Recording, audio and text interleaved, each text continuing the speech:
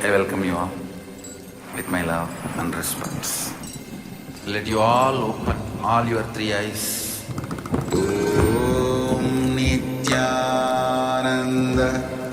Paramashivoham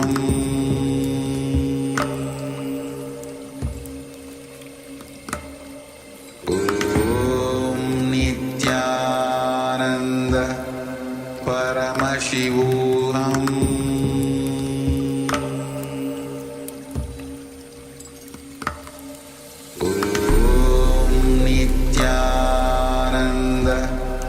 Paramashivoham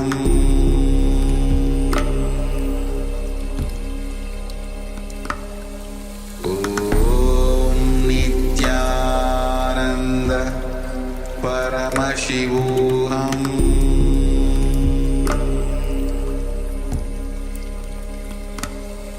Om Nithyananda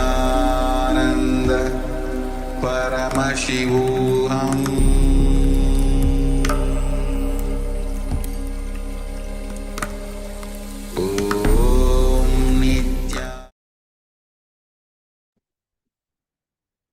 Nithyanandam Paramasukadam Kevalam Jnanamurtam Dvandvatitam Gaganasudrisham Tattvamasyatilaksham Ekam Nityam Vimalamachalam Sarvati Sakshibhutam Bhavatitam Trigunarahitam Sadgurum Tam Namami.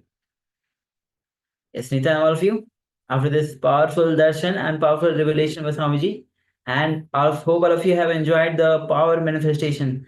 I see many of the comments were there with the power manifestation. So hope all of you have enjoyed the power manifestation. Okay, so today is the last day of this Glimpses of Paramashivoham. Tomorrow we'll be starting the new season of Paramashivoham.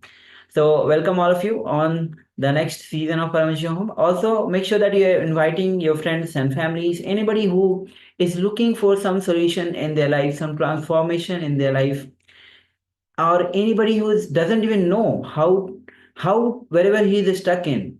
Invite everybody who knows, whoever you know, for this Paramashivoham. Connect them to Swamiji.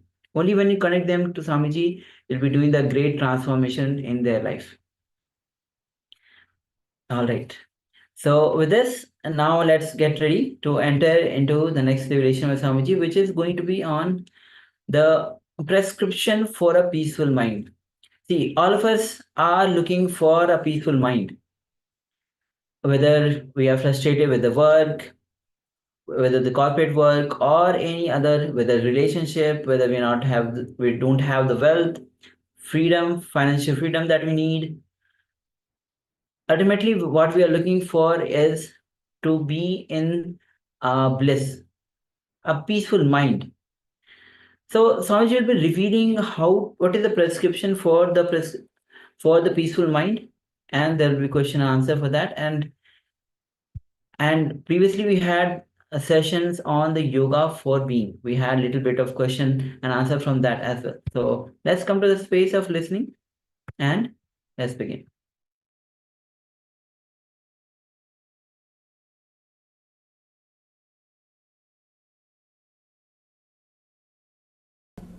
Yes. Could you, Swamiji, tell something about Sarupa Samadhi? Oh, that's nice. Too big word.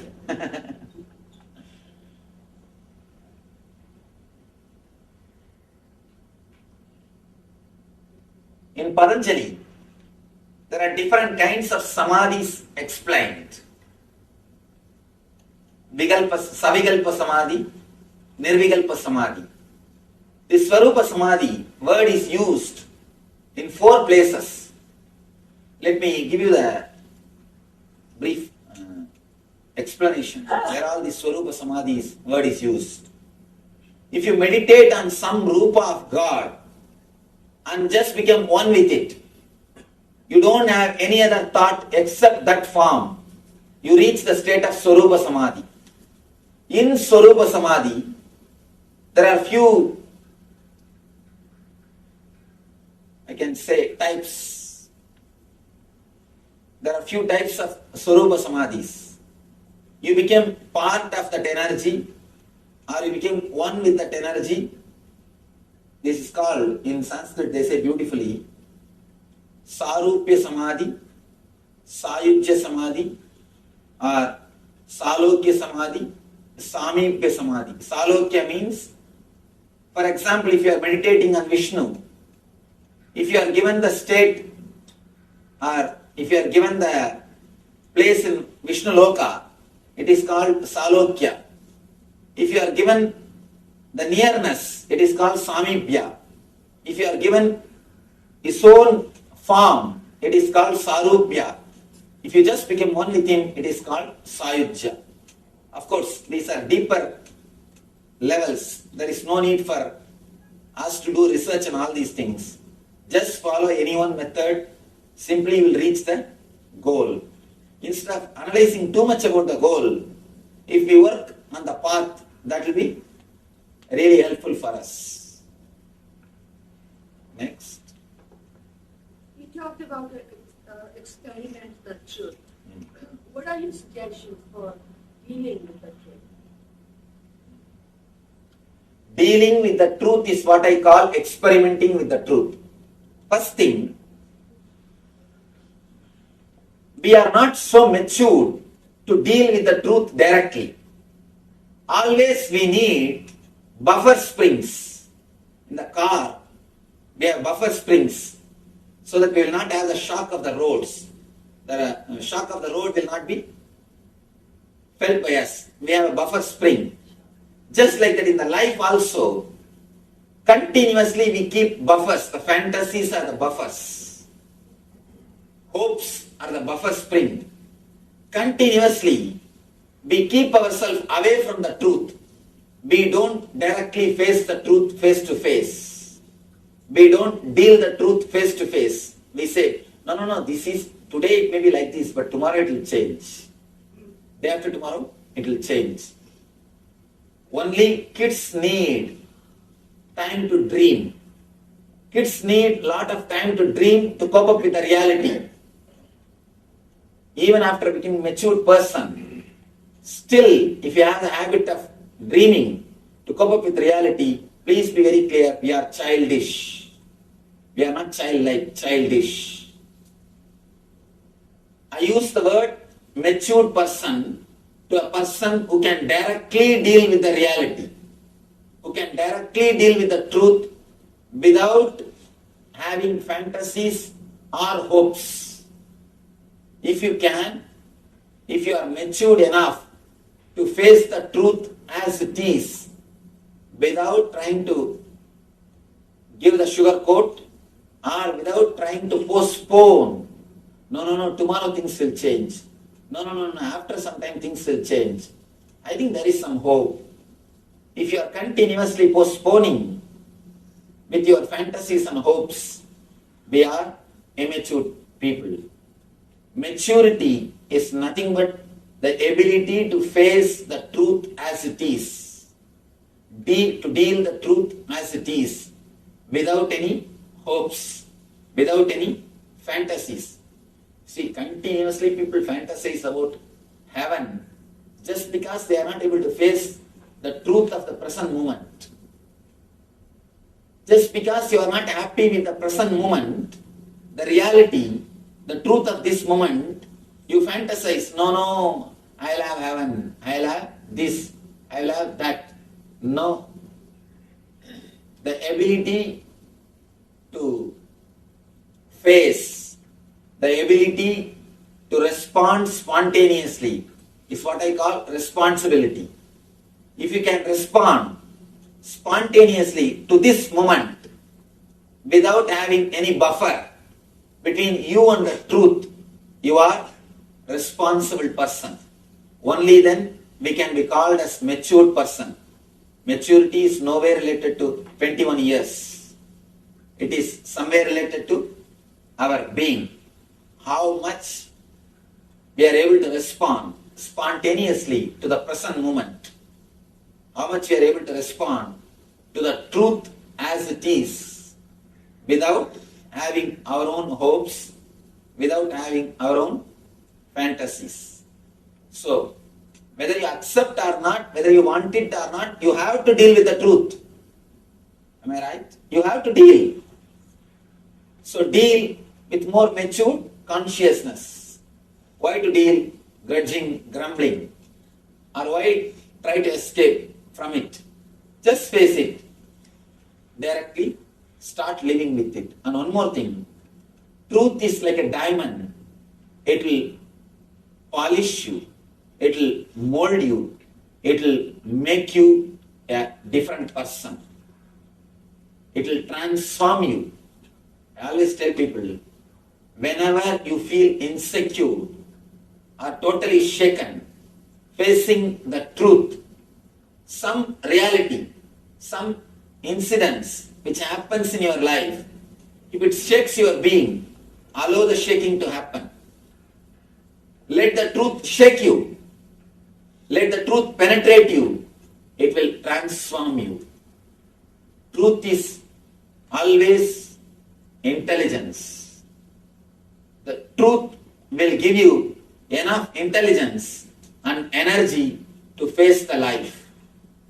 Only thing, when you try to protect yourself, when you carry some shield to escape from the truth, then you miss the whole thing. Then you miss the whole thing. If you hide yourself through some entertainment programs, some way turning yourself away from the reality, then you miss the whole thing. Whenever your being is depressed, whenever you face low mood, face it. Don't escape from it. If you try to escape through some entertainment, partying or drinking or TV or some media or magazine or some way, continuously it will be running behind you. The depression will not leave you. It is waiting. It will chase you. When you sit with yourself, it will come up. Don't try to escape from your being.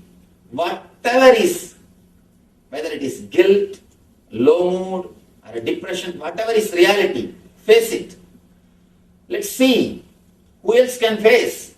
If you are not ready to face your being, if you don't want to be with your being, nobody else will want to be with you. So be very clear.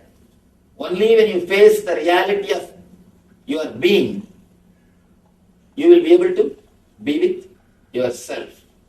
So you have to face, you have to deal the reality. You have to see the truth, whether today or tomorrow. The earlier you see, better for yourself. All of these are steps, or what I call steps, or exercises, just like you do physical exercises to strengthen the body. Yogic discipline, yogic exercises are primarily meant to provide you the means or the techniques to take you to that state of connectedness, to that state of bliss or ananda, which I'm not giving a discourse, by the way, I'm just stating my question with a few things. I just wanted some clarification. To help us achieve that level. So these are the various disciplines. Now we have so many different schools, like Swamiji, you pointed out, there are so many masters that we search for, come across. Sometimes things will work, sometimes things don't work. And we take all of these different experiences. My question in simple words is, are all of these different paths meant to take you to that same state of awareness or bliss or connectedness? And is that the main purpose of all of these yogic disciplines, meditation techniques, etc.? The second thing that I wanted to ask you, if I can get your permission, is to also explain the state of connectedness and the levels of consciousness in terms of waking consciousness, sleeping consciousness, because you mentioned this in the very first lecture about the dreams and the projections and of the energies. In terms of waking consciousness, sleeping consciousness, dreamless sleep, and because you mentioned something about that today, and how these four states of consciousness are symbolically expressed in the Omkara Shabdam. That is my question. Actually, two big questions. But the beauty is he's able to repeat it exactly. Usually, when I ask people to repeat the question, they just forget. be questioning, especially about these 4 states. In the next session, I'll speak about these 4 states. About these 4 states, I'll speak about it in the next session. The first question which you asked, are these steps to put us in the bliss? They are not steps actually, they are techniques. When you use the word steps, it's like you do them and then reach the bliss. But when I say the word technique, I mean by doing it itself will put you in the bliss. Not that you will do, master it, then reach the bliss. No. Very doing will put you in the bliss. It's like the earth will open and you will fall into the bliss. Not that you will walk and reach the bliss, just the earth will open and you will dissolve into the bliss. That's why I say these are techniques. Patanjali uses the right word, Ashtanga Yoga. Not 8 steps of yoga, 8 parts of yoga. Anga means parts, not steps. Always, almost all translations, they say 8 steps to yoga. The Sanskrit and English translation, there they miss the whole thing. It is not 8 steps to yoga, it is 8 parts of yoga, Anga. So these things are also techniques. They are not steps. They straight away put you into the bliss. That's the first thing. One more thing is asked about, we see many masters and many techniques. Are they all helping us to reach the same bliss? Here I have to say honestly, I don't know. I know only one thing about what I am speaking, are the techniques which I am giving. I do not know, I have not experimented with all the systems, with all the techniques. Of course, there are so many masters, so many techniques. Anything which suits you, which suits your system, you can follow it. How to find out whether it suits you or not? Something beyond your intellect will happen. You will feel connected. Just like something has happened in you, you will feel connected. People ask me, Swamiji, should I accept you as Guru? Should I remember you continuously? Should I meditate on you? I tell them, never do that mistake. If I am your master, you can't forget me. Simply you will not be able to forget me. I will be there in your dreams, I will be there in your sleeping time, I will be there in your mind continuously. You will not be able to get me out of your consciousness. You will not be able to do anything. Simply you will see that continuously you are remembering me. The remembering or the accepting master or following a system, all these things should happen, should never be done. All you can do is try to have the courage to experiment with the truth. Try to experiment with some techniques or something which you think as truth. Do that much is enough. That much is enough. More than this, everything should happen. If you do it, it will not be having the same result. It will not be beautiful like it's happening. The other things, the higher things should happen. So just search, continue to search. At some point, with somebody, something will click. You will feel deeply connected. And you will simply feel that he is the person for you. You will simply follow him. Something will say from your being, beyond your intellect. That's the right, he is the right person, that's the right technique for you. Till then, whatever you think as truth, whatever you know as truth, according to your logic, work with it. Just try to experiment with it. Go behind the logic, you will end in intuition. Actually, intuition is not something against the intellect. It is the peak of intellect. You will use your intellect as much as possible. You will put your intellect to the maximum use, and automatically you will experience the space beyond intellect, what I call intuition.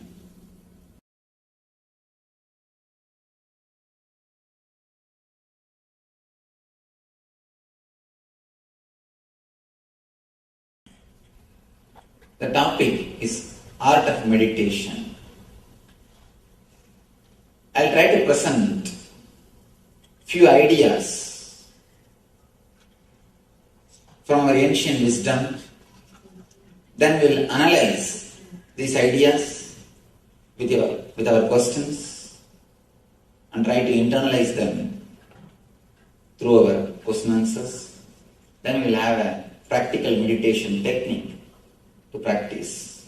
Yoga for body, yoga for our inner verbalization, yoga for our mind, and yoga for our being, spirit. Every day we had a different topic, different subject. Now I'll give you a very simple presentation, few concepts about how our mind works, how we perceive things, how we process information inside our system, and how we take decisions, and where we can infuse peace, where we are missing the peace and bliss, where we can infuse peace and bliss. Let me give you a simple diagram, how we perceive things, how the information is processed inside our system according to yoga. Then we'll analyze these concepts with our questions. First thing, you see something through your eyes.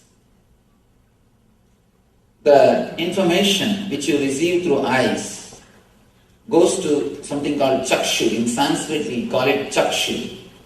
It's almost like a digital signal processor. The whole file is digitized. The information which you receive through eyes are digitized in the chakshu. Next, the whole file goes to chitta. Chitta is the memory.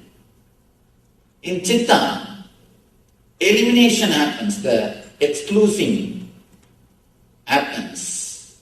For example, if you are seeing me, the information which you receive through eyes goes to the chakshu. In chakshu, the whole file is digitized. Then the file goes to chitta.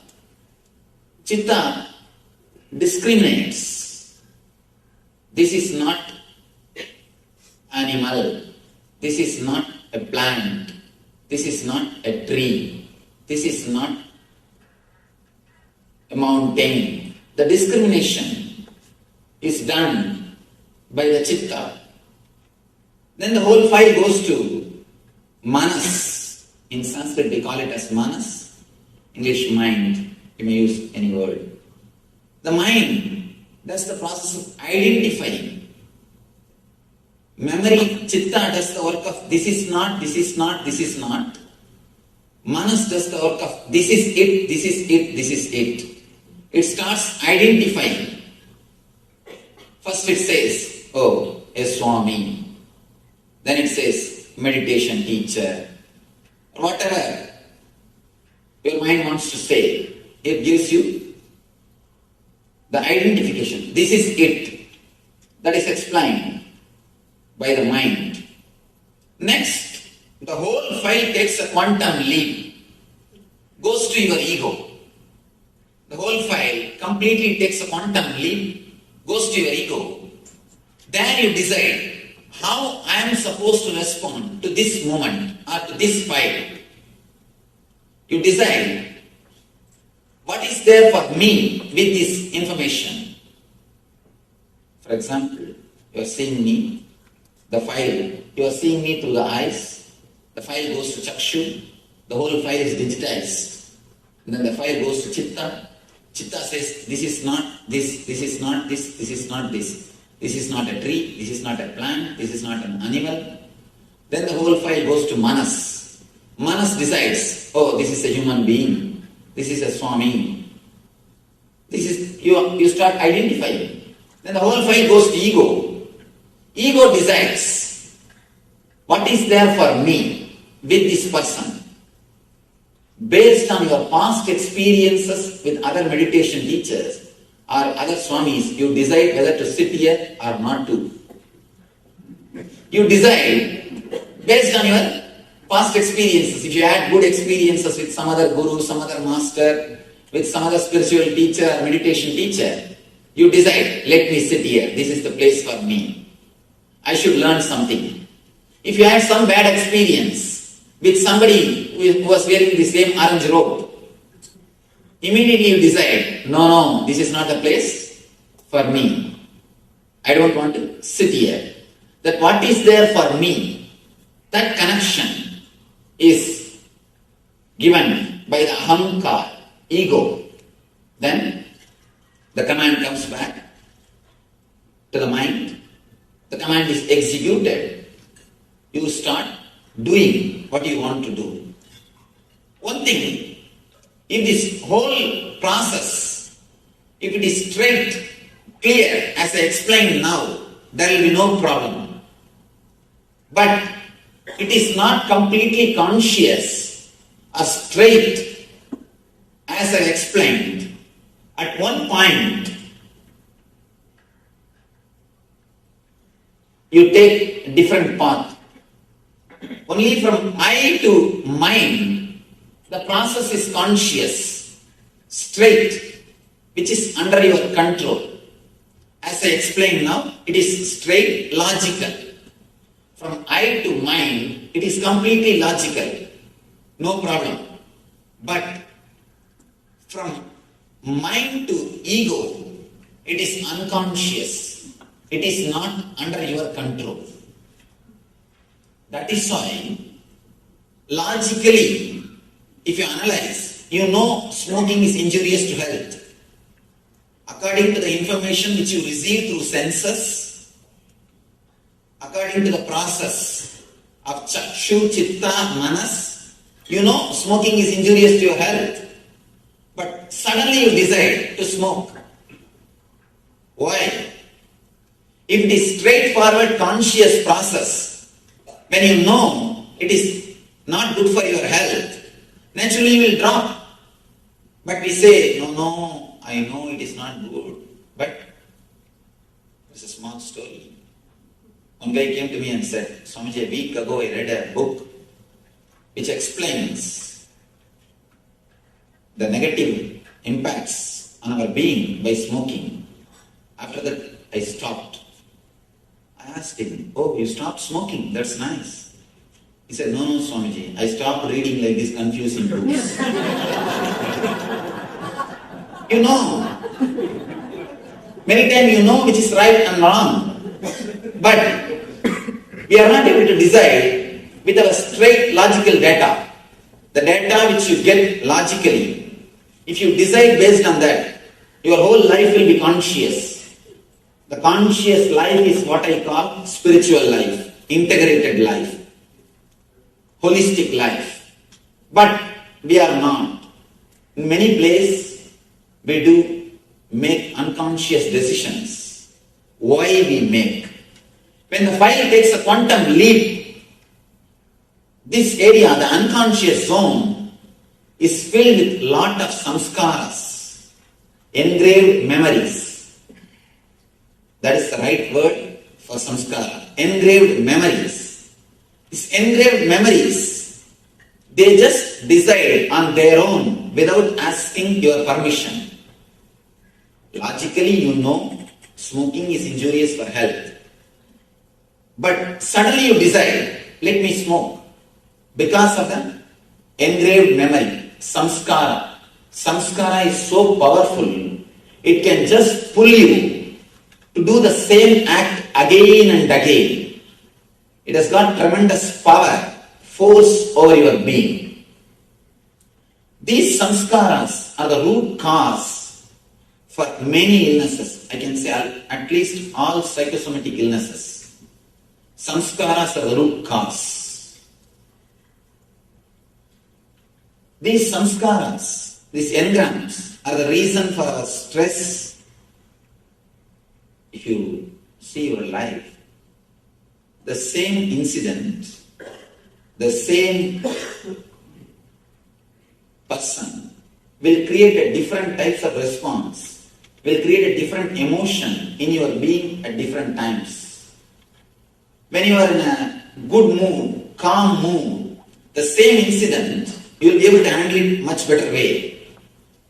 If you are disturbed, even a small incident, you are totally depressed. You are not able to handle it. It is because of the samskaras. The engrams play a major role in your thinking system. For example, if you are hurt or disturbed by somebody who is wearing white cloth, whenever you see a person wearing white cloth, that engram automatically comes up. That is why, if you are hurt, disturbed in a particular place, when you see that place again, even if that person is not there, you will have that same low mood. You will have that same depression. You will project the same thing in the place. At some time, it's very serious. The major decisions which you make are impacted because of these samskaras. In major decisions, when you take a major decisions, very important things in your life, if the samskaras inspire you, you don't even know in which direction you are traveling. You don't even know in which direction you are traveling. Especially some engrams, which is deeply recorded inside your being unconsciously. Continuously you repeat them without awareness. Continuously you repeat them without even your awareness. Especially morning when you start brushing your teeth, you can see your mind will be repeating some words which is not directly related to your life, which is not directly related to your routine. Simply you will be repeating something. When you are taking bath, your mind will be repeating some words. I always tell people, if you are in the house, brushing your teeth, you are already in the office, thinking about your routine. If you are in the office, seeing patients, already you are in the beach, having vacation. If you are sitting in the beach, enjoying the cool breeze, already you are there in the house, thinking about your next routine. One thing is sure, you are not there where you are. If you are here, we can be sure you are everywhere except here. We just continuously go around. We almost live like ghosts because of these samskaras. Because of these engrams. Continuously you are repeating something inside your being which is not directly logically connected to your routine or to your life. This unconscious process creates a lot of disturbance in your physical health and mental health. For example, when you are in deep fear or in a high peak mood of greed, these engrams, these samskaras gets recorded in your system. If a small girl falls into a swimming pool or a stream of water, if people shout, "Oh, she can't breathe, catch her, help her," that word gets recorded in her system as a samskara. She will suffer asthma even after becoming 40, 50. Continuously the samskara repeats itself in her being. I have seen hundreds of cases like these people suffering because of samskaras. I work with patients. We heal through meditation.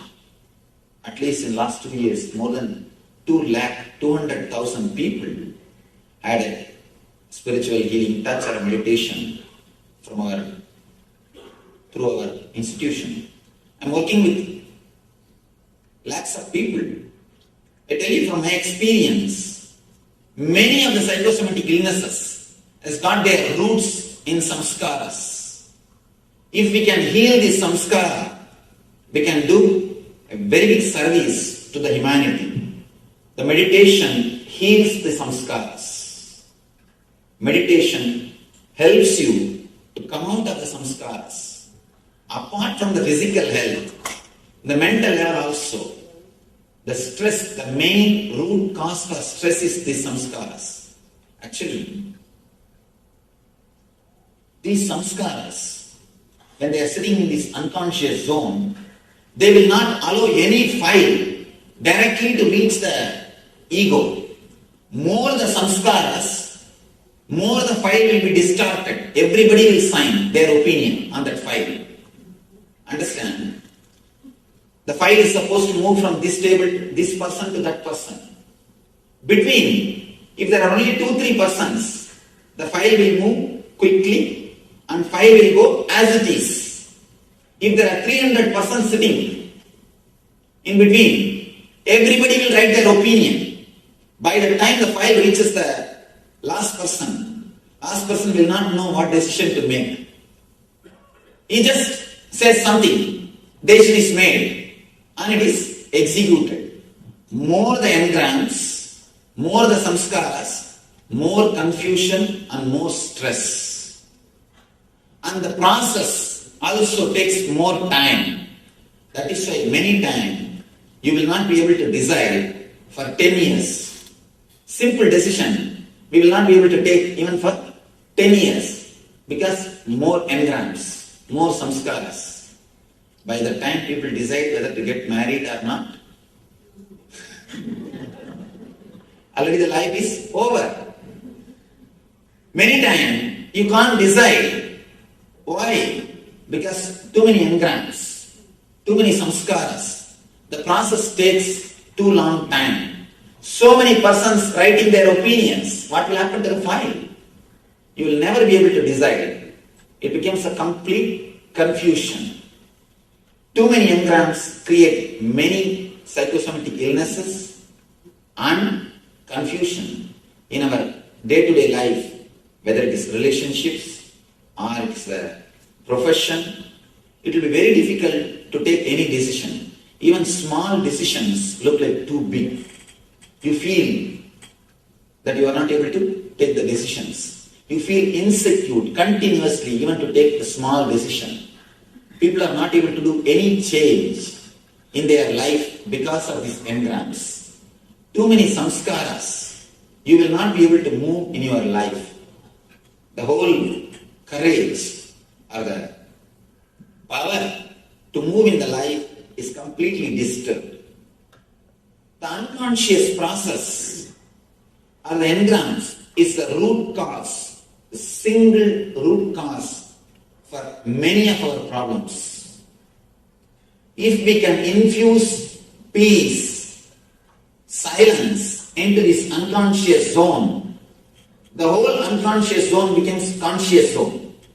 Because the moment you remove the engrams, the moment you remove the samskaras, the whole process will be under your control, will be under your awareness, will be under your consciousness. Only because of the samskaras, the process goes to the unconscious zone. If the samskaras are removed by infusing peace into the unconscious zone, the whole thing will come under your awareness. Removing the samskaras by infusing peace into the unconscious zone is what I call meditation. Is what I call meditation. One more thing, the time taken for the conscious process and time taken for the unconscious process. Should you have any? Okay, I can draw it and show.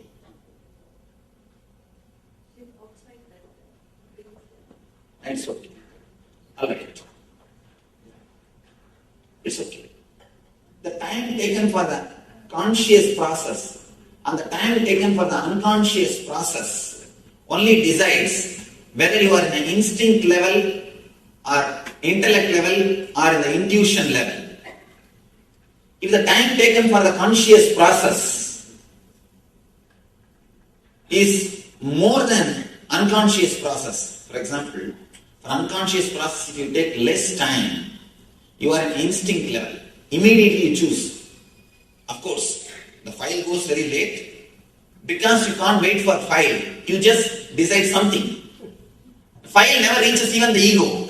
In between somebody decides. The leader is never given a chance to decide. Simply in between somebody signs the file and passes the order. You start executing it. If the time taken for the unconscious process is less, means you are in instinct level, animal level. If the time taken for conscious and unconscious, if it is equal, then we are in the level of intellect, man, human level. If the time taken for unconscious, if it is more, means we are more peaceful inside our being. We are more silent inside our being. We are more integrated inside our being. We are calm inside our being. Means we are in the level of intuition, in the level of God. Animal, man, God. Instinct, intellect, intuition. All these three levels are decided only based on the meditation power. If you can infuse more and more silence into your unconscious zone, we can move from instinct to intellect, intellect to intuition. Intuition word is one more important word. Very difficult for logical people to understand that there is something called intuition exists. Very small example. In one of our meditation camp, one person asked me, Swamiji, many times I get an experience, like when I am sitting in a party, suddenly I feel that within 5 minutes somebody is going to come or something is going to happen. And actually it happens. If I hear a telephone ringing, suddenly I remember some friend's name whom I have not seen or remembered for last 10 years. I remember his name. When I pick up the phone, he is there on the line. When I hear the doorbell, suddenly I remember some relative's name. When I go and open the door, he is standing. He is there. This happens in my life many times, Swamiji. How it happens? Why it happens?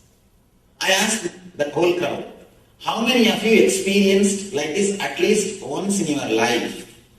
The same moments. She told one more thing. When I go to some friend's house, when I go first time, suddenly I feel I have come to the same place already. And I am able to tell in which room what things are there. And it is exactly there as it is. When I asked the group, how many of you had this type of experience at least once in your life?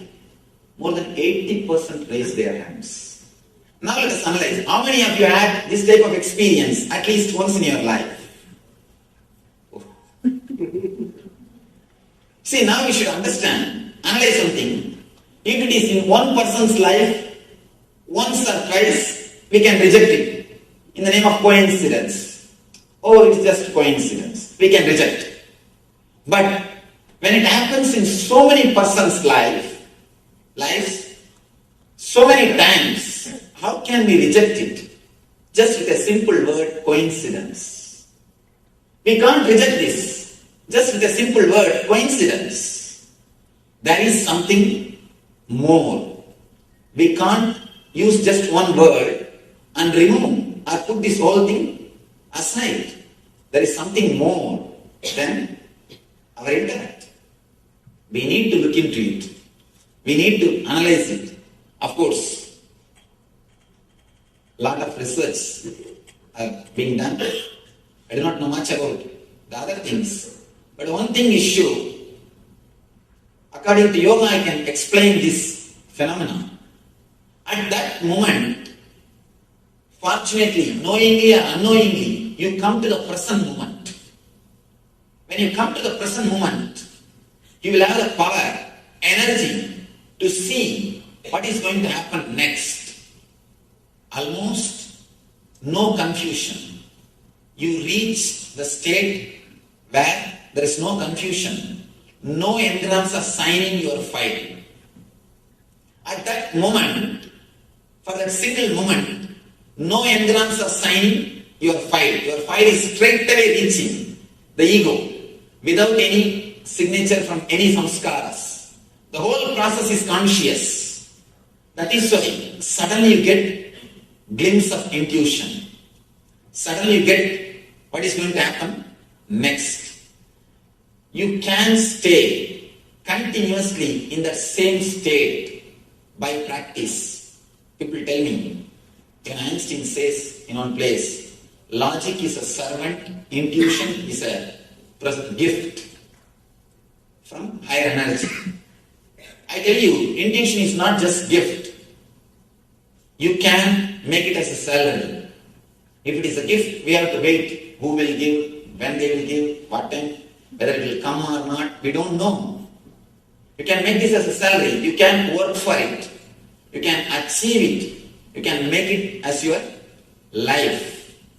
We can stay in that same state of intuition or same state of ultimate consciousness continuously through meditation. One more thing I want to say, because it's a very important thing for doctors. Yesterday we were analyzing about this subject. Taking the negative energies of patients continuously, whether you believe it or not, you are meditating on patience. Continuously you are contemplating on negativities, the problems of the patients. There was a beautiful research which I was reading, that in medical schools, if a particular subject, if they are teaching about particular disease, more than, for example, headache or knee pain, back pain, more than 40% of the students show the same symptoms at the time of teaching. 40%. When you continuously contemplate on some particular disease or symptom, you tend to feel it. Even you can see when you listen about some symptom, you just compare inside your mind. Do I have that? Do I have it? When you contemplate, you try to express or experience the same things in your system. Continuously, whether you believe it or not, accept it or not, we are meditating on patience. And when whatever things you are receiving, the negative engrams or the negative ideas you are receiving from the patients, straight away goes and settles down in the unconscious zone. It is in the unconscious zone, creating more trouble for us, as if we have less karmas, as if we have less samskaras. We acquire more and more samskaras, which creates more trouble, more complications in our life. That is why in Ayurveda and yoga system, they emphasize every healer has to meditate to disconnect the etheric connection from the patients. Every healer has to clean himself, disconnect himself from the etheric connection of the patients. It is not only for healers, even for doctors. When you are continuously listening to the problems of patients, naturally you get associated, or you start swallowing all their problems, those negative ideas, negative thoughts. You can see in your life, many times, even after coming back to the house, your mind will be repeating the words which you heard from the patients. Mind is just continuously repeating the same words which we heard from patients. We need to clean ourselves. Please at least take 10 to 15 minutes per day to clean yourself. Just like when you come out of the hospital, you clean your hands, you take bath, keep yourself away from the bacteria. Same way, you need to meditate and disconnect ourselves. We need to meditate and disconnect ourselves from the etheric connections or the negativities which we are receiving. We need to keep the quality of our inner space, the unconscious zone. We need to keep our inner space clean and peaceful. It is our responsibility. we give appointment to everybody, but we don't give appointment to ourselves. Please decide now onwards to give at least 15-20 minutes appointment to yourself. To keep your inner space peaceful, happy and healthy. These are the few concepts which I wanted to express.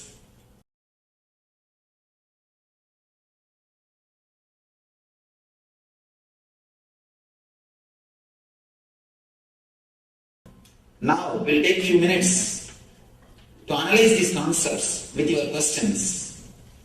You will analyze it. You are welcome to ask any question.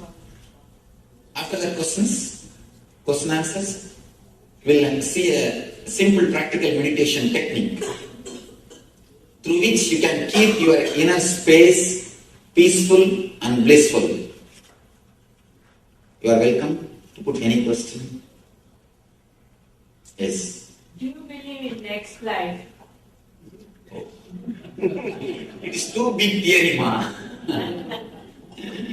See, let's bother about this life. I always tell people ask me, Swamiji, can you teach me the technique to get the past life memory? I tell them, this 30-40 year life memory itself is haunting us. It is making us mad. We are going crazy. Just this 30-40 years of memories. If we get 60 or 70 more years of memory, what will happen to us? So she's here, she's not here. So, I request, better not to bother about these esoteric things of next life, past life. Let's bother about this life, man. We are not able to live happily this life. Then when we are not able to live happily this life, what are we going to do? By what? Knowing that past life or the next life. People come and ask me, Swamiji, please teach me some technique. I wanted to do the Vashya of the 1800 Kali. There are some big devatas. I wanted to see the devata. I wanted to have boons from the devata. I wanted to see. They come and ask me. I tell them, first learn the technique of how to live happily with the 200 wives, 200 women. When we are not able to live happily with her, what are we going to do? Seeing 1800 women or 1800 Kali and all these things. So I always tell people, better drop too much of esoteric things. Let's come to the day-to-day life. Let's make this life more happy, more blissful. Then later on we can see about all those things. And one thing, even if I answer your question, waste of your time and waste of so many people time, what are we going to do? Next. Yes. I mean, I think we need to understand how the meditation helps, especially with your talk and Guru Krishna's talk. And I want to thank Vijay for sharing that experience. I think kind of a gastroenterologist like Dosa, how this can be useful. But I wanted to ask, how does the healing touch come into this? Can you explain that? How does that? Oh, that's a wonderful question. We have 7 energy centers inside our system. Of course, not only the yoga according to Hinduism, even according to yoga according to Buddhism, Tantra, everybody speaks about the 7 chakras. I don't think it is exactly the glands which they speak. Maybe the energy related to the gland, the 7 gland. Maybe some way through energy level they may be relating with the gland. Of course, the traditional belief is that these chakras are only controlling and managing our physical, mental, emotional and spiritual activities. If some of these chakras are disturbed, we fall or we get diseases. If we can heal those chakras, activate those chakras through meditation, naturally disease disappears. We become healthy. If you can do by your own meditation, it is called self-healing. If you take the help of a master who meditates, it is called healing. One question comes here. How can somebody else give energy to us? Of course, in the modern day, a lot of researches are done about this Kirlian photography and all those things. They prove very clearly the energy can be shared. And even if you study deeply Einstein's theory, he says there is no such thing as matter and energy in the end. In the end, he speaks almost like a mystic, as Murali Krishna was mentioning, Dr. Murali Krishna was saying, he's a rishi. Einstein is a rishi. The end of his theory, what he says, equal to mc square. The same thing is expressed by Isavasya Upanishad. Ishavasyam idam sarvam. Whatever exists is energy. It's almost like a rishi. In the end, he says that there is no such thing as a matter energy separately.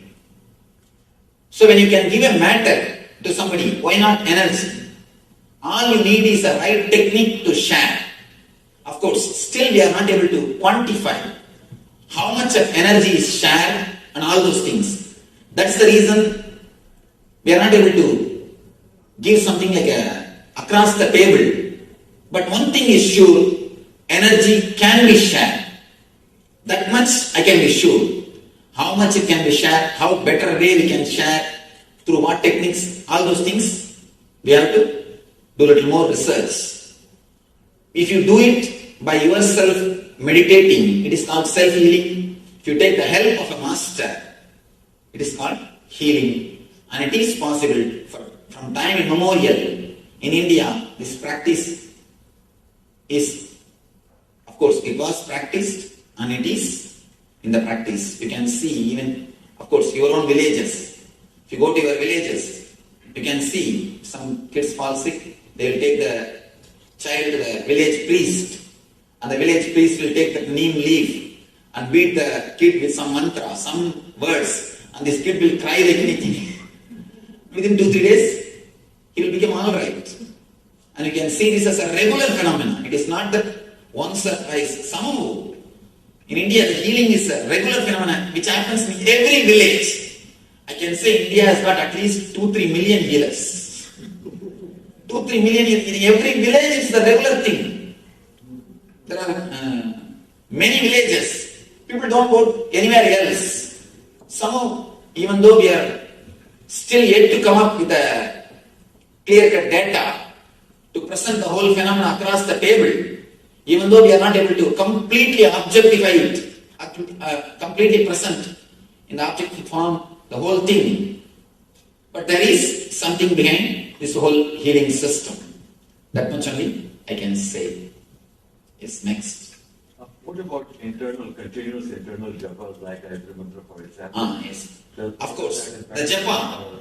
Japa is a beautiful technique to reduce the power of engrams over your thinking. To make the whole thing into conscious. Japa is one of the beautiful technique. But one more thing, there is a danger. When you do japa, it should not become one more unconscious process. I have seen many people, one side they will be saying, Rama Krishna, Rama Krishna, Rama Krishna. Hey, what happened to the brinjal? Did you attend the phone call properly? What happened to your work? Did you get ready? Hare Rama, Hare Rama, Hare Krishna, Hare Krishna. Then it becomes that one more unconscious process. Please don't allow the japa to become one more unconscious process. If it is done consciously with awareness, then it helps you to come out of the engrams. It helps you to be more aware, more conscious of your thought process. You will be liberated from samskaras. If it becomes unconscious process, there is a big danger that itself will become one more engram and will continuously create a fear if you don't do. Continuously create a fear if you don't do. Please just be careful. You need to be conscious when you do japa or meditation. Yes. Where should our awareness be when we are doing japa? Where should our awareness be? See, when you repeat some mantra, when you repeat a particular word, just see from where that word is raising in your being. In your inner space, when you close your eyes, you have an inner space. In your inner space, from where the word is raising, just see the root. Just concentrate on the root of the word which you are repeating. Then naturally, you will enter into the source of japa, which is your consciousness itself. Yes. You feel like vibrations all over the body. Is it okay to concentrate on vibrations all over the body? You can see, you can start searching the source of vibrations. from where the vibration starts. Now we will be doing a very small meditation technique to keep our inner space peaceful and blissful. Before that, any one question? We'll finish that question. When we utter mantras, most of the time it will be in Sanskrit like that. You don't even know what you are uttering, the meaning of it. But then does it have effect on the environment? No problem. Just one thing. She's asking if it is a Sanskrit mantra. We don't even know the meaning, what to do. There is no need for you to know the meaning. If you know the meaning, it's okay. Any word repeated with awareness will silence your mind. Any word repeated with awareness will make your mind silent. I've seen few people repeating even Coca-Cola. Of course, you need to be aware. You need to be aware. You can't just repeat and do something else. You need to be aware. Of course, one more thing. I just made fun about this Coca-Cola. Naturally repeating the divine names has got its own impact. We can't compare Coca-Cola and Ramakrishna. Surely we can't compare. But what I am emphasizing is more on awareness. Just to emphasize on awareness, I made this statement. But surely, when you repeat the divine names, it has got its own effect. Its own thing on your being. Yes. How long does the meditation effort last? Oh. Even if you can clean your inner space only once a day with the 15 minutes, that is enough. For next 24 hours, your inner space will be clean. 15 minutes or 20 minutes is more than enough to maintain complete 24 hours, the same quality of the inner space. And one more thing, after a few days you will understand, it is not even the quantity of time, it is the quality, how intensely you sit. How intensely you meditate. You don't even need, after a few days, you don't even need 15-20 minutes. Just 5 minutes will be more than enough. After some time, you don't even need that 5 minutes. Just remembrance, smarana is enough. By remembrance itself, you will be able to clean your inner space. See, this is the only scale. When you close your eyes, after the meditation, your inner space should be peaceful. You should feel a well-being, healthy. You should understand, health is not just no diseaseness. No diseaseness is only one part of health. The real health is something more than no diseaseness. Feeling of well-being. If you feel alive, bubbling, simply oozing out the bliss, that is what I call health. If you feel that mood, when you close your eyes in your inner space, you reach the state of meditation. Closing eyes is important, or you can do it open eyes? In the initial level, you need to close your eyes. After that, you don't need. I think this time should we enter into that? Yes. All right. Could you share with the audience what the NSP training is, and then if anyone really wants to get serious about uncovering their engrams, there's the most wonderful program, and everyone should know about this.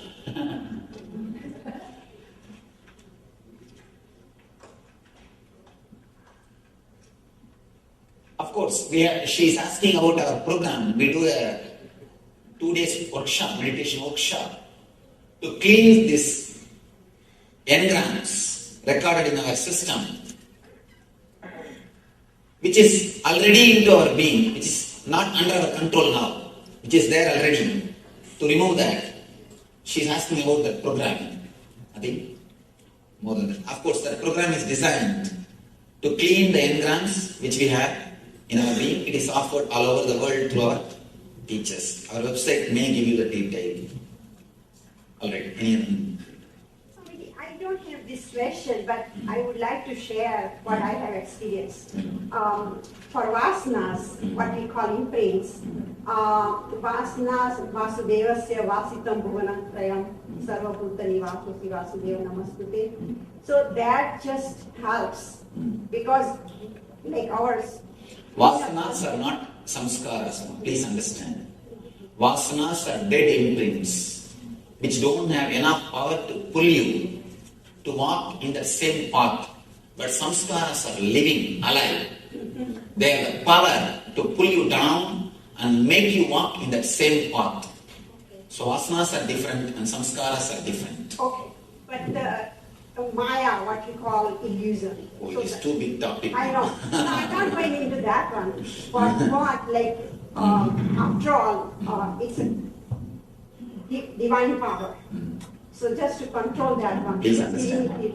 To talk philosophy, I think I can speak more philosophy because I'm a professional No, I'm philosopher. not talking. I just like to share. Let's put some questions which is useful for everybody. See, I request you can put some question which will be useful for all of us. Just to talk some philosophy, I think it's my profession. So, just want to make a comment. Like psychotherapy.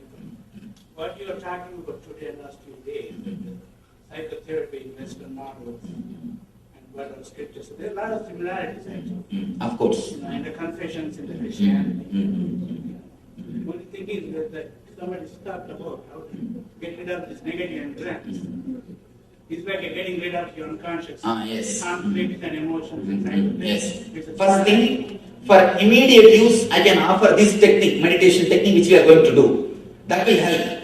If you are too serious, really serious, now again I have to say that workshop may help you. You can try.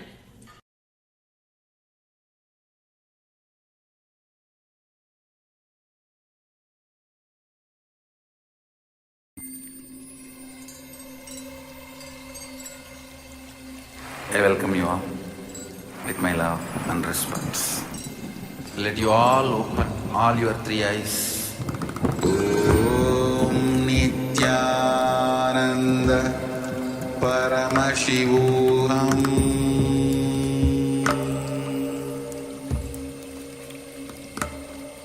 Om Nithyananda Paramashivoham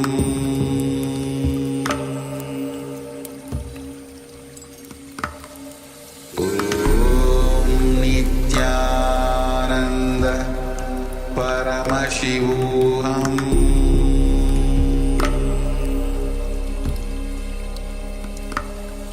Om Nithyananda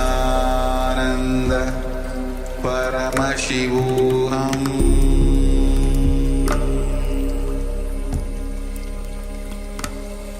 Om Nithyananda Paramashivoham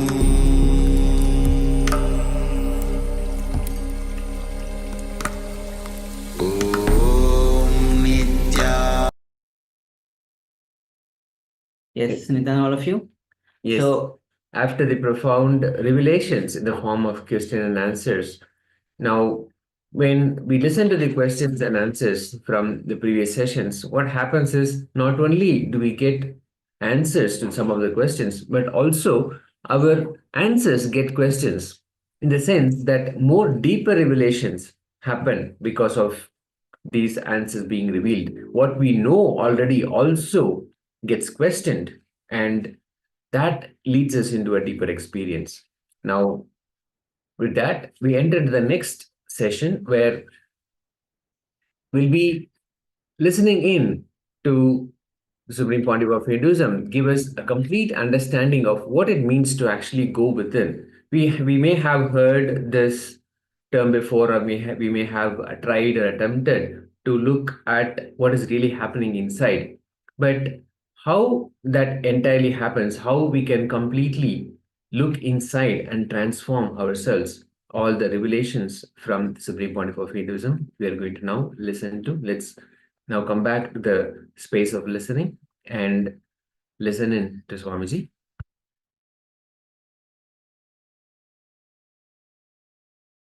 It's time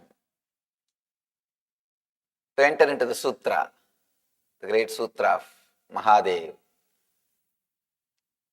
Kararuttattrigastrena Brubedadvararodhanat Drishte bindau kramalline Danmadhye paramastitihi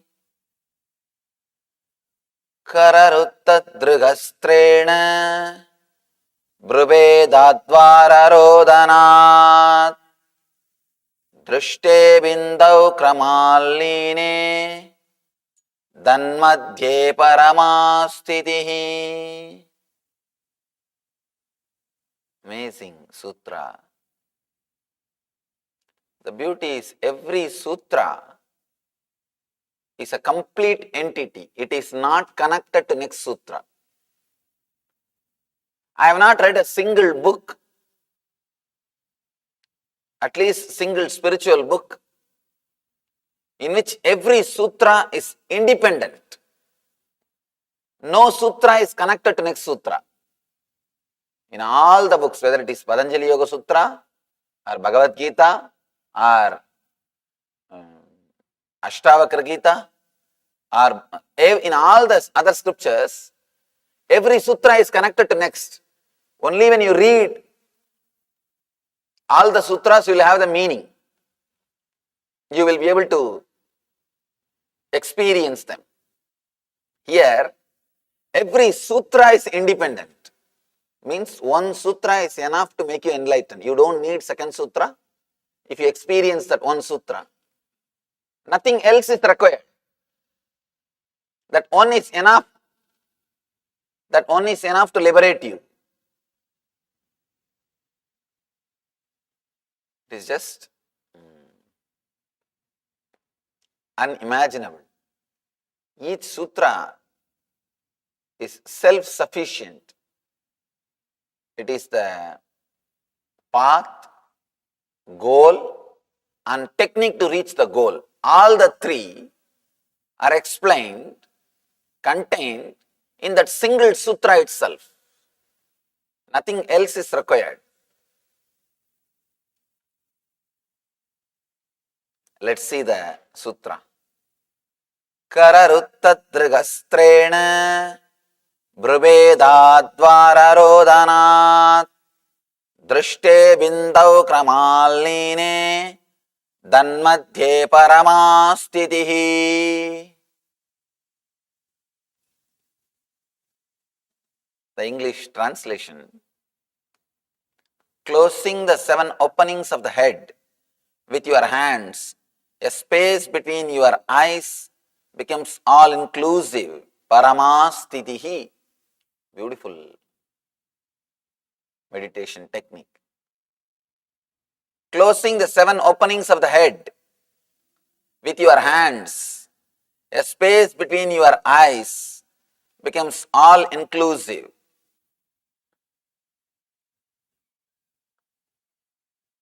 The whole Tibetan Buddhism is this one technique.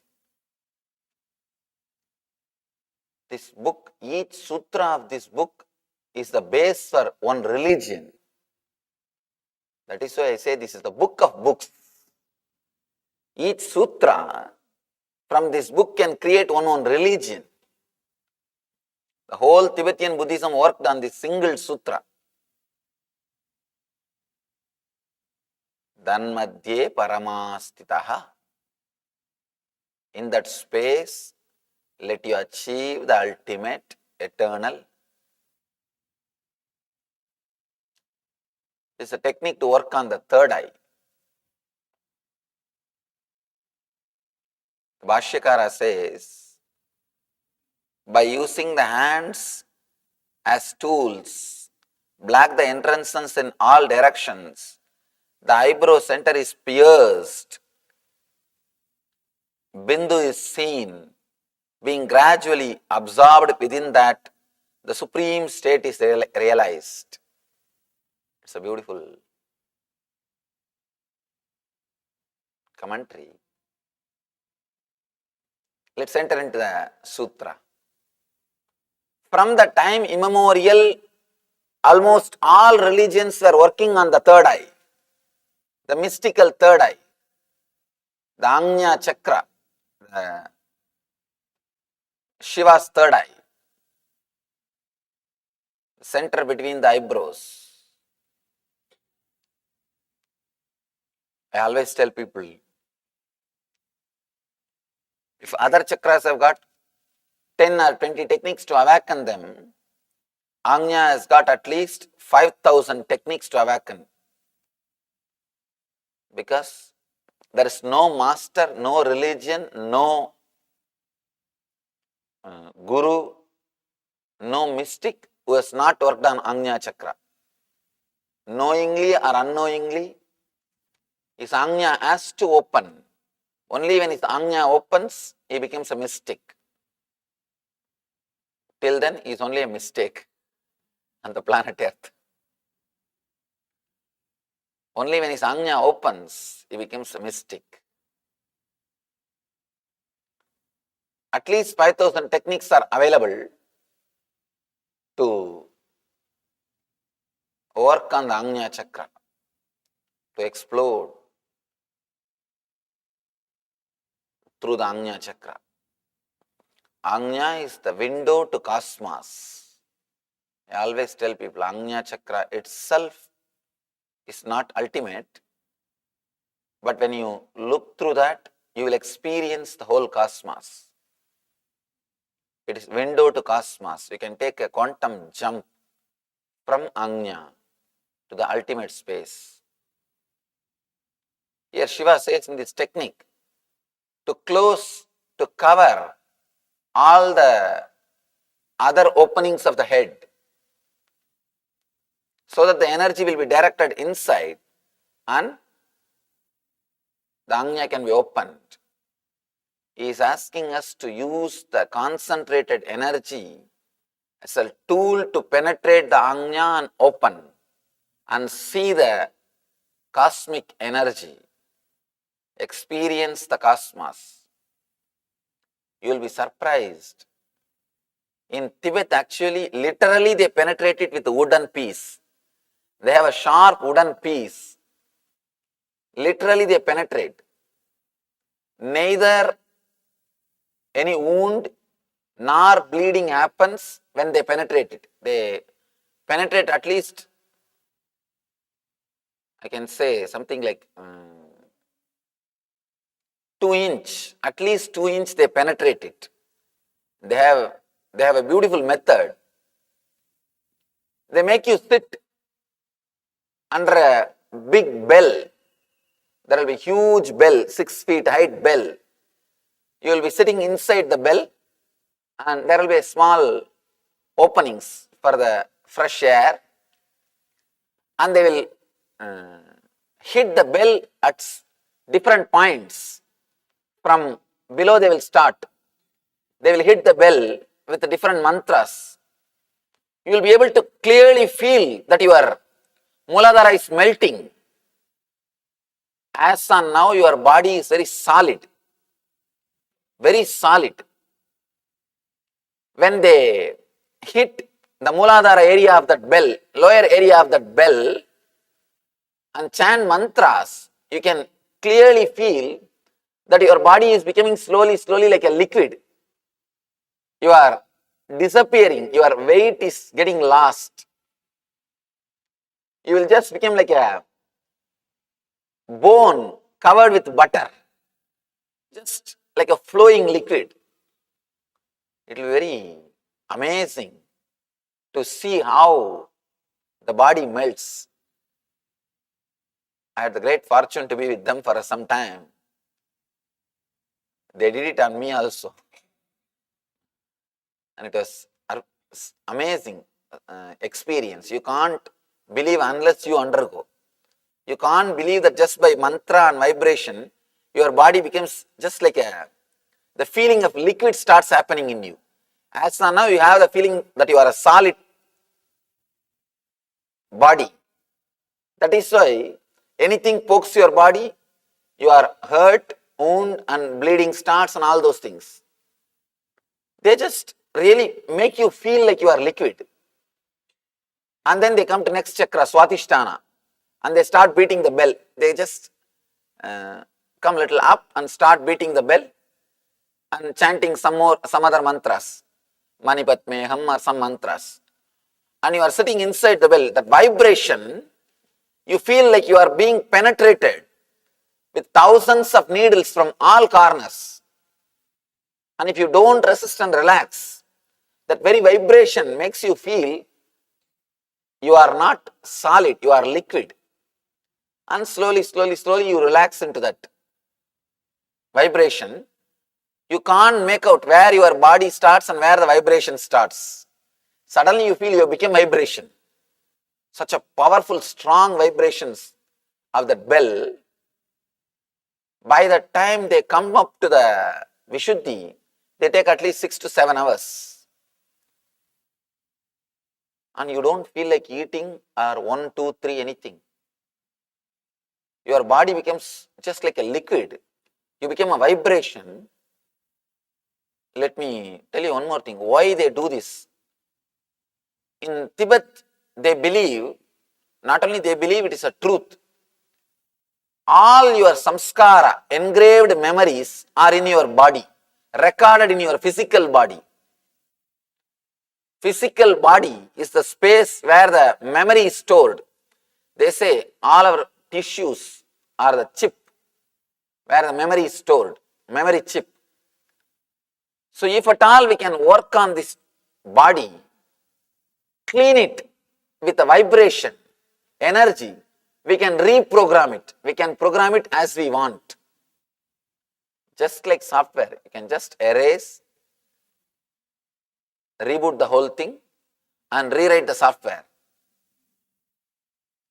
When they chant that mantras, create the vibration, if you have too much of recorded memories, samskaras, you start feeling little pain.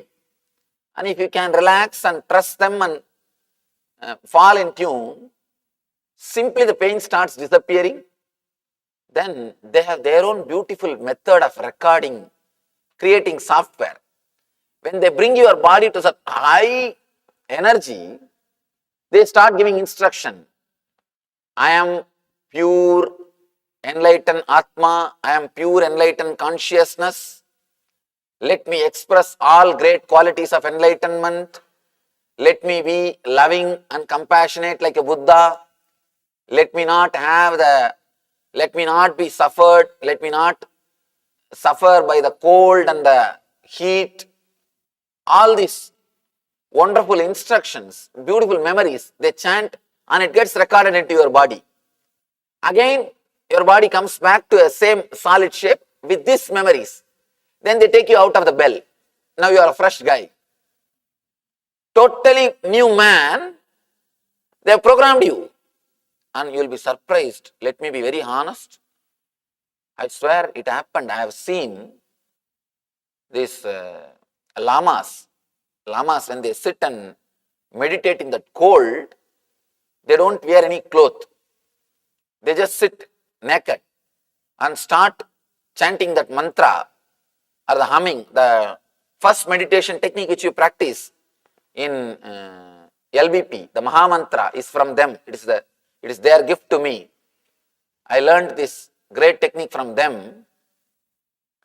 When you do that Maha Mantra humming, simply the whole body sweats. They are sitting in minus degrees, no cloth, body sweats, and they say they will put a wet cloth on you. The clothes should dry because of the heat produced by your body. Only then you will be initiated as a Lama. Means the power of the body, when the body is given instruction, when the high, strong, pure memories are recorded, after removing the negative memories, your body starts simply acting as you want, tuning the whole body. And one more thing, I have seen them curing cancers and tumors just like this. They will make that person sit, 10 lamas will sit and beat that bell, create the vibration, chant the mantra. Once they feel that that person is in a high mood, the peak energy, they will just chant, you don't have tumor, let it come out, it has disappeared. They'll just record the body, biomemory.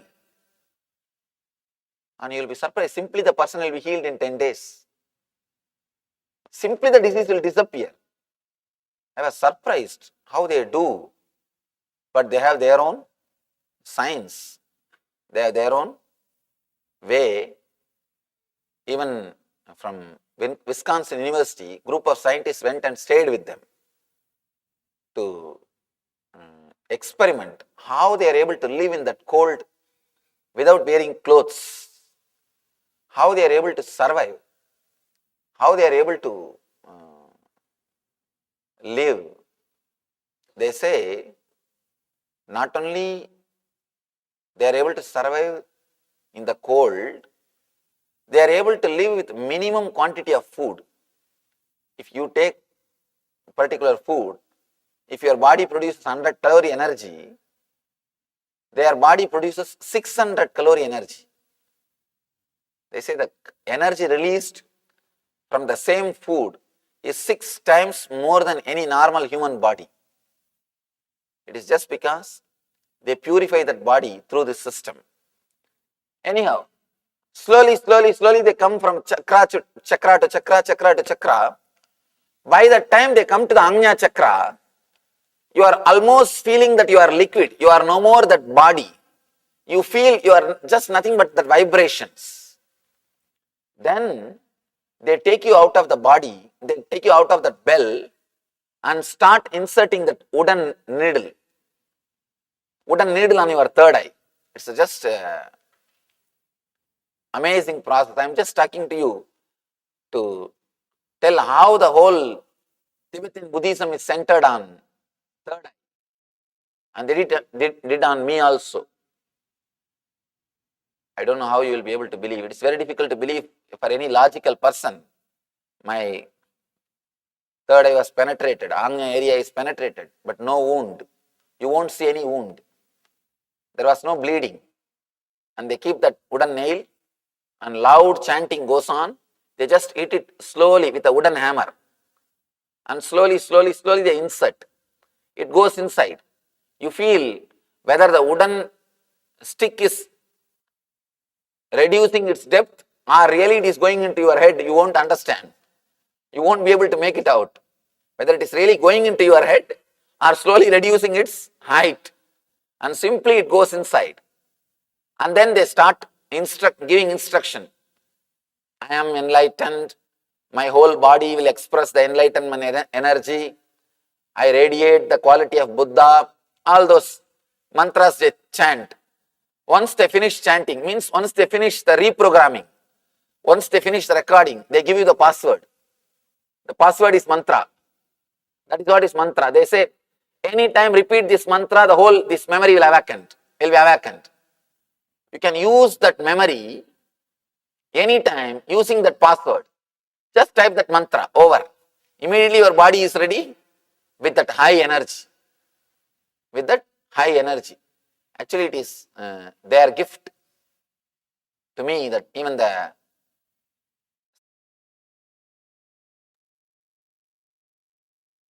Yes, that brings us to the end of today's sessions and also the Glimpses program.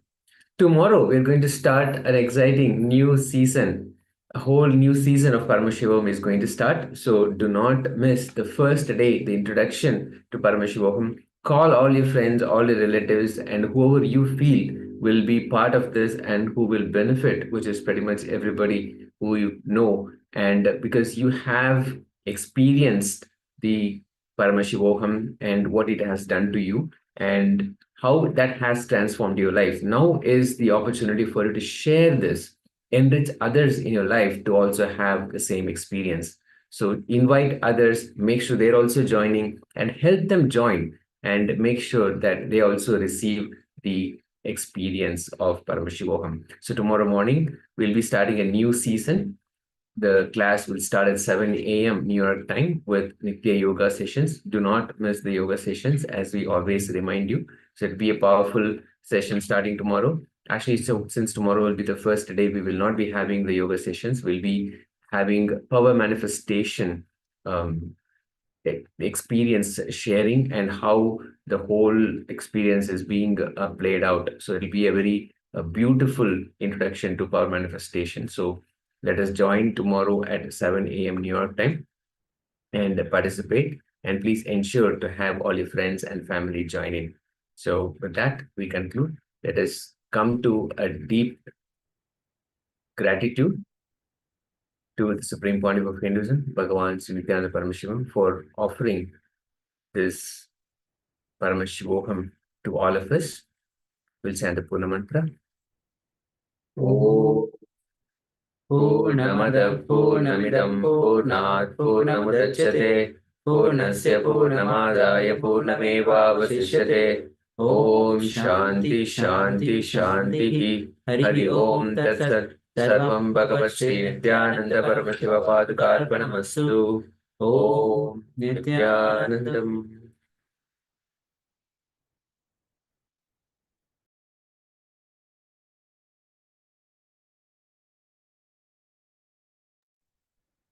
Yes, so we have one more important announcement. Just at 1:30 PM. or 6 p.m. we have the live darshan of Swamiji. So once the darshan is over, our special live darshan. So welcome all of you on this special occasion of darshan. And after darshan, we'll be continuing with the Paramashivaham program. So let's thank you all of you. Nithyananda.